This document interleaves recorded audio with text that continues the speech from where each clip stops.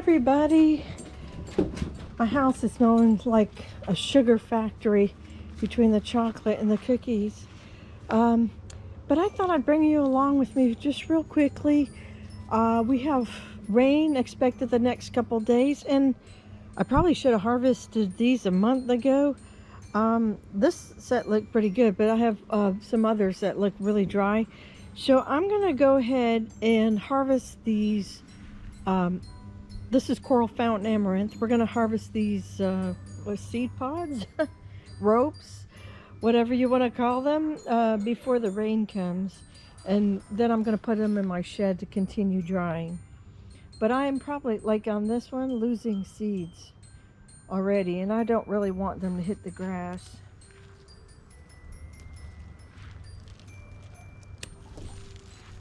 I can hear seeds hitting the ground. I guess this is going to be a future amaranth garden. Oh man, I hear them everywhere hitting the ground. Look at that. Wouldn't that be a beautiful Christmas bouquet or centerpiece on the table? I might have to do something like that, because these are really just gorgeous. It's almost like locks of hair. It's gorgeous. Perfect. Plant in July in the heat in August, and you'll have stuff ready for Christmas or Thanksgiving. Okay. Look at them, just the tendrils are just hanging on for dear life. Stay with me. Okay. Let's see, and then you just let these dry somewhere where they can, maybe even in a bucket where you can collect the seeds. I'm still new to the process myself, so I'm like being a connoisseur of every YouTube video on this, but I'll take you along for the process with me. We'll learn together. You know, I have to say, never thought about really gardening to this extent, but it sure has been fun. The older I get, the more gardening is appealing. I always like to grow some tomatoes, but not like this. Not like this. Here they are. This is just the Coral Fountain Amaranth. Isn't it just gorgeous?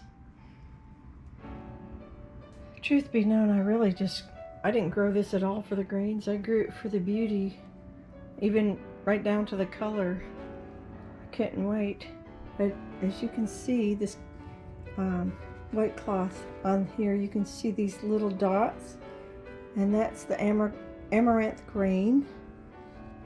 And there's a whole little ways you can winnow on that.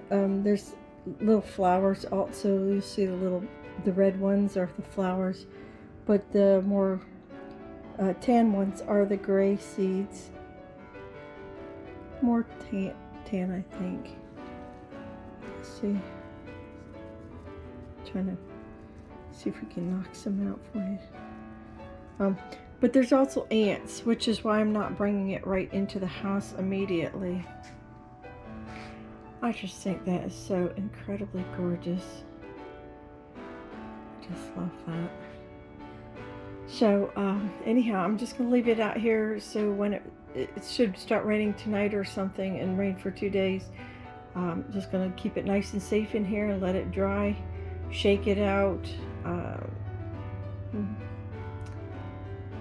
I'm torn because I want to use it for decoration in the house, but I don't want my seeds to go all in the house too. So I thought maybe you'd like to see a side-by-side of the Love Lies Bleeding, which is definitely has a little bit more magenta tones in it.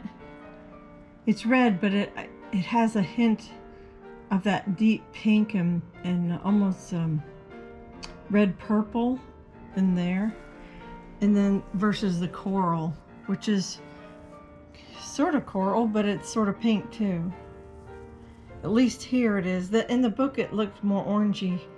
So there is Love Lies Bleeding and coral fountain amaranth. But they're very similar as far as, you know, how they grow, other than that. And the leaves are edible too, if you didn't know that. Anyhow, Merry Christmas.